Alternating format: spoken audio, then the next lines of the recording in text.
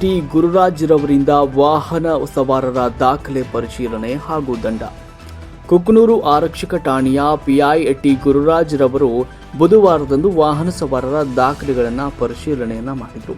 ಕುಕನೂರು ಯಲಬುರ್ಗಾ ಮುಖ್ಯ ರಸ್ತೆಯಲ್ಲಿ ಯಾರ ಭಯವೂ ಇಲ್ಲದೆ ಮನಸೋ ಇಚ್ಛೆ ಕರ್ಕಶ ಧ್ವನಿಯೊಂದಿಗೆ ದ್ವಿಚಕ್ರ ಚಲಾಯಿಸಿಕೊಂಡು ಓಡಾಡ್ತಾ ಇರುವವರ ಪಡ್ಡೆ ಹುಡುಗರ ಬೆವರಿಳಿಸಿ ಕಾನೂನಿನ ಚೌಕಟ್ಟಿನಲ್ಲಿ ವಾಹನ ನಡೆಸುವಂತೆ ಸೂಚಿಸಿದರು.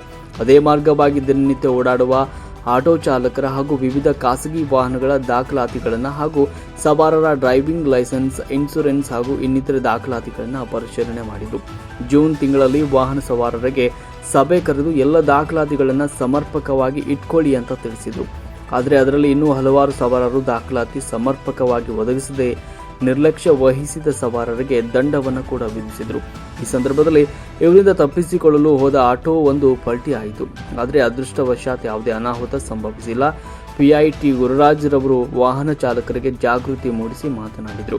ವಾಹನ ಚಾಲಕರು ತಮ್ಮ ಹಾಗೂ ತಮ್ಮ ಕುಟುಂಬದ ಹಿತದೃಷ್ಟಿಯಿಂದ ಕಾನೂನು ಪರಿಪಾಲನೆಗೆ ಮುಂದಾಗಬೇಕು. ಎಲ್ಲ ದಾಖಲಾತಿ ಸಮರ್ಪಕವಾಗಿ ಇಟ್ಕೊಂಡ್ರೆ ಅವರಿಗೆ ಒಳ್ಳೆಯದು. ಇನ್ನು ದ್ವಿಚಕ್ರ ವಾಹನ ಹಾಗೂ ಇನ್ನಿತರೆ ವಾಹನ ಸವಾರರು ಮದ್ಯ ಸೇವಿಸಿ ವಾಹನ ಚಾಲನೆಯನ್ನು ಮಾಡಬಾರದು. ಹಿತಮಿತ ವೇಗದಿಂದ ವಾಹನ ಚಾಲನೆ ಮಾಡಬೇಕು. ಹೆಲ್ಮೆಟನ್ನು ಕಡ್ಡಾಯವಾಗಿ ಧರಿಸಬೇಕು ಅಂತ ಹೇಳಿದರು.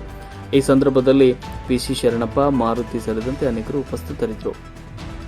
ವರದಿ ಪಂಚಯ್ಯ ಹಿರೇಮಠ್, ರಾಷ್ಟ್ರಕ್ರಾಂತಿ ನ್ಯೂಸ್, ಕೊಪ್ಪಳ.